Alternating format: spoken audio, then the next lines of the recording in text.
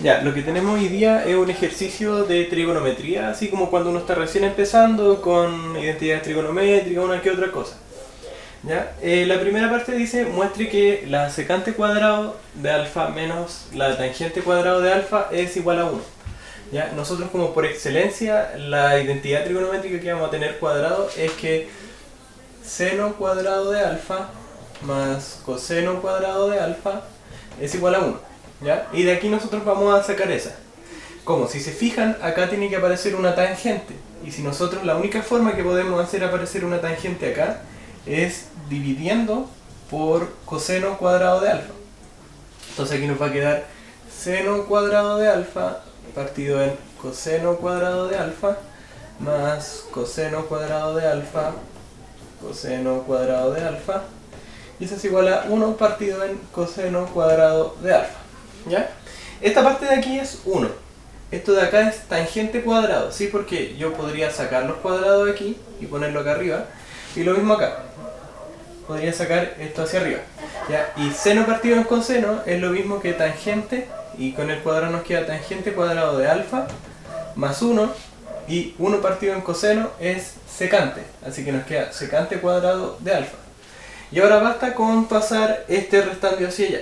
Nos queda 1 igual a secante cuadrado de alfa menos tangente cuadrado de alfa. ¿Sí? Entonces ya tenemos la primera. ¿Ya? Y nos puede servir, por algo nos dan como los dos ejercicios al tiro. Ahora nos dicen que si alfa es un ángulo agudo, que eso es más que nada para que se preserven las identidades,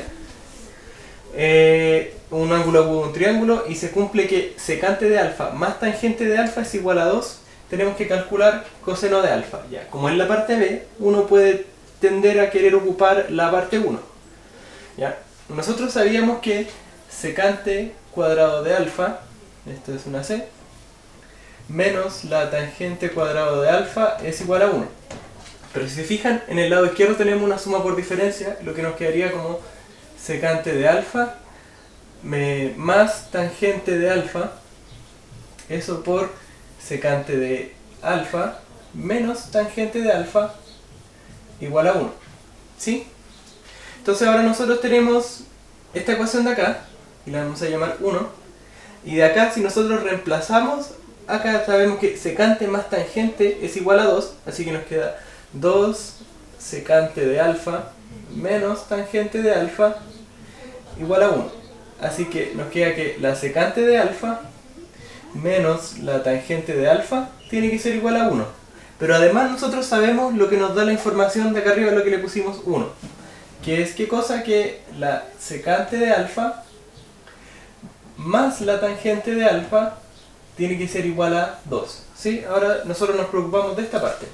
¿Y qué vamos a hacer? Vamos a sumar las dos ecuaciones. ¿Sí? Sumamos hacia abajo y aquí nos quedan 2 secante de alfa. Estas dos se nos eliminan. Y, perdón, esto de acá debería ser un medio, ¿sí? Porque este 2 tenemos que pasarlo dividiendo allá, así que esto es que la secante menos la tangente tiene que ser igual a un medio. ¿Ya? Ahora nosotros aquí sumamos y 2 medios, o sea, 2 más un medio son 5 medios. Nos queda que la secante de alfa es 5 cuartos. ¿Ya? Pero secante es 1 partido en coseno. Entonces tenemos que 1 partido en coseno es igual a 5 cuartos. Ahora, entonces nos queda que el coseno de alfa es igual a 4 quintos. Sí, que era lo que nos preguntaba, calcular el coseno de alfa, y entonces sería 4 quintos.